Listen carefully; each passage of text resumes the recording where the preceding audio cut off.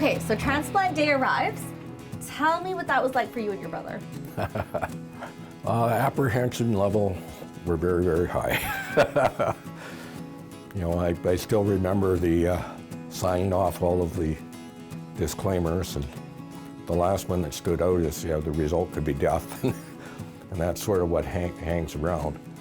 But we went in, I think we were in the hospital around 6 in the morning, getting the workup, getting prepared for the operation.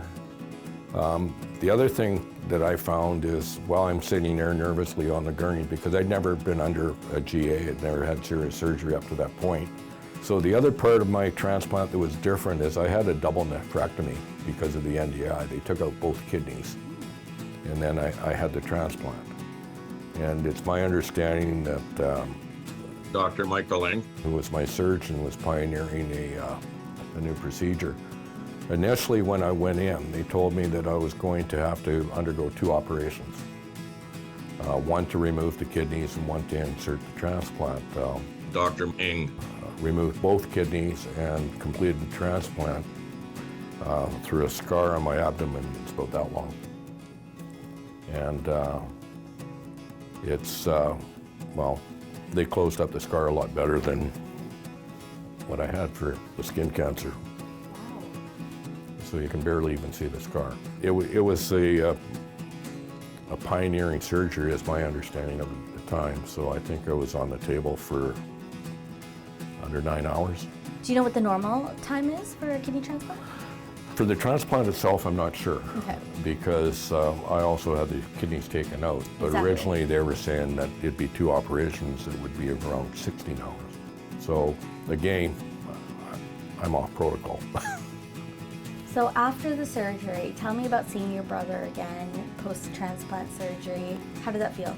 Oh, actually, the most wonderful part of the whole thing is coming out of the general anesthetic, because I had my wife and my granddaughter sitting by my bedside when I come out of the GA.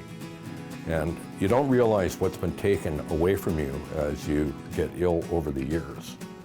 And because I had a functioning kidney, and I was well oxygenated, I woke up and my mind was hitting on all cylinders. I was taking in everything that I'd lost, and it was magical.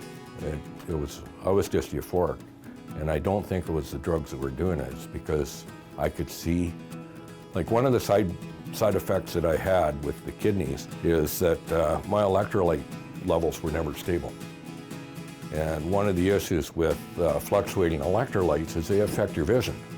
So I used to walk around with 3 pair of cheaters for reading glasses, going up from 1.5 to 2 to 2.5. And depending on where my electrolyte levels were, I'd have to choose my glasses. So now I come out and I could actually see.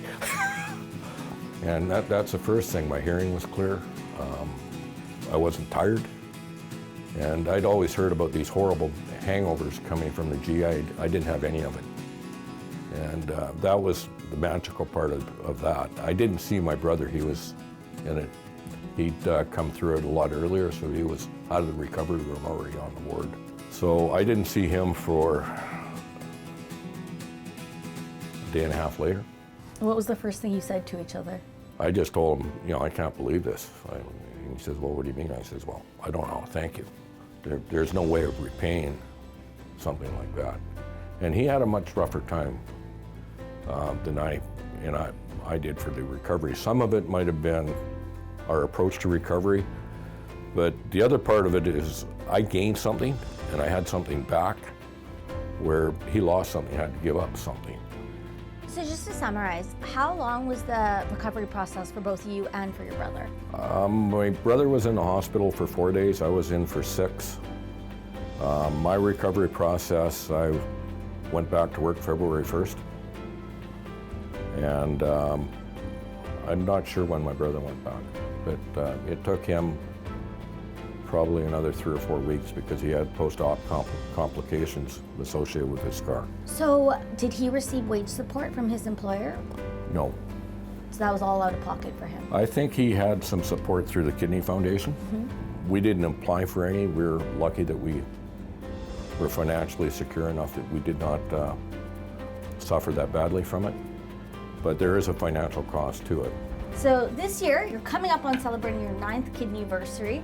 Tell us about life post-transplant and what has that meant to you? Well, I always say that the transplant gave me back 30 years of life.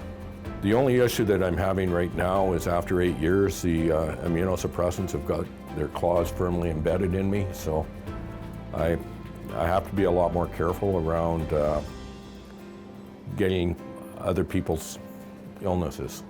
So that's one of the things I'm learning to adjust to. Prior to the transplant, most of my problems medically were associated with either the gout or directly the kidney. I didn't catch a lot of the viruses. I had a fairly robust immune system, and so that's the only downside that I'm seeing. But compared to what I got back as far as what I could do comfortably and the quality of life, it's a minor thing to pay for. That's incredible. So interesting. Stay with us. We'll be back with more.